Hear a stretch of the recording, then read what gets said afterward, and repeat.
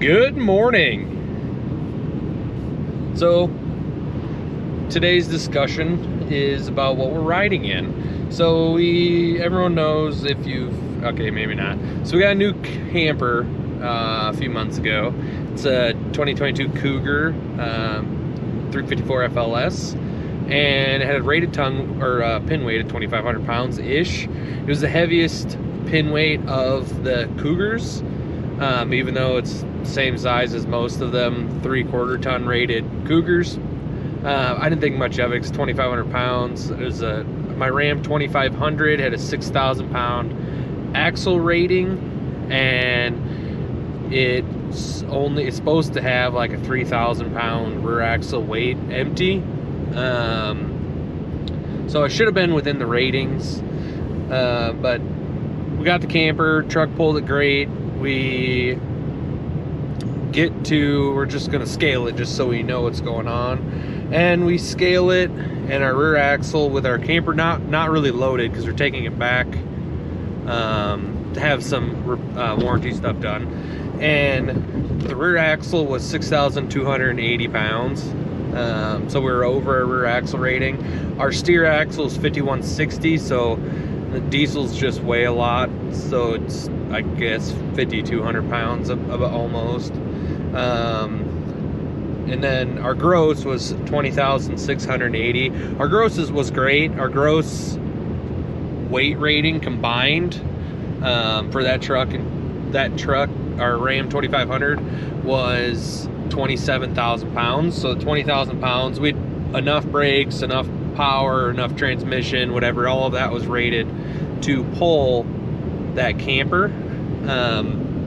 It's just the rear axle was overloaded, and technically our gross vehicle weight rating, because they rate 3/4 ton trucks at 10,000 pounds. So we started looking at trucks, and with the rear axle being 6,280, we didn't have all our stuff loaded yet. The camper can weigh 14,000 pounds, so it can have like 12,000 pounds on the axle. But like, anyways, it has. We ended up trading trucks after our first few trips. We took it to Iowa a few times, into Michigan. Then we ended up finding this truck. We traded our 2022 Ram 2500 for a 2022 Ram 3500 dually. When we started looking at trucks, the dually or single rear wheel, whether it's Ford, Chevy, whatever, most of them, the rear axle's only rated for 7,000 pounds. And where I was going with the camper not being fully loaded is you throw some stuff in the back, full tank of fuel. Like, we scaled this dually and we are 7,080 pounds. So the dually does have some extra weight, but if you end up with a Cummins HO, it has a heavier transmission, an 8-foot box has a 50-gallon fuel tank option. This weight here was only half tank, so if we had a full tank, it would be like 7,100, 200 pounds. So our camper, not overloaded, can weigh, or has enough pin weight to need a dually if you're going by the ratings. So we weighed this truck. Like I said, it's a little bit heavier because the heavier transmission, and it's a dually in the 50-gallon tank. It's 5,500 pounds. On the steer axle, the drive axle, was 7,080 pounds. Again, once it's full of fuel and a few more tools are thrown in it, that number is going to go up. But the dually rear axle weight rating is 9,750 pounds. So we have 2,500 pounds plus of capacity for anything we need to haul, additional to us, our dogs, the stuff for our snacks and all that stuff that we have in here, because we were full load out like we're going camping when we weighed with the dually. The gross is not a factor anymore, because the gross with this truck being an HO is 41,600 some pounds. So basically, they're any camper we really are interested in, but we're not we're keeping our Cougar. We love our Cougar. Gross won't be an option or an issue with this truck. It's another reason we went with the HO versus the standard. We just, like, when you're buying it, it's the cheapest time to get the next option up is when you're purchasing. Having to get something bigger or better after you've purchased costs a lot more than just purchasing the one that you might need out of the gate.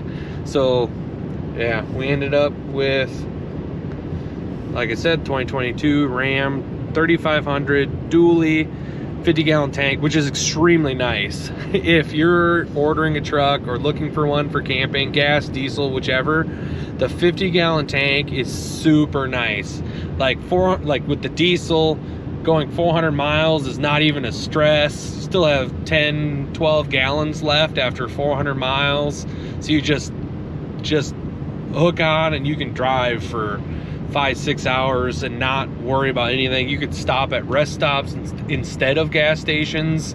You don't always have to plan everything around a truck stop. You can just go stop where it's convenient and keep going. Like, or if you're people who just go hard, you can just go without stopping. It's just, the 50-gallon tank is major plus. With the HO, it has a heavy-duty transmission. I think this transmission shifts smoother, personally, than the 68 RFE from our 2500. 2500 did ride better empty. There's no arguing that. The 2500 did ride better, especially if you air down the tires to 60 psi. But even at full towing, 80 psi and all the tires, the 2500 did ride better. If you're on a decent road and not like a gravel or something, 3500 rides great. Like real small bumps, you don't notice the difference as the bigger ones. Loaded, it is much firmer ride. You don't blow through with the dually. When you hit a bridge expansion joint or whatever, you don't blow through the suspension. It just real firm and positive engagement just goes.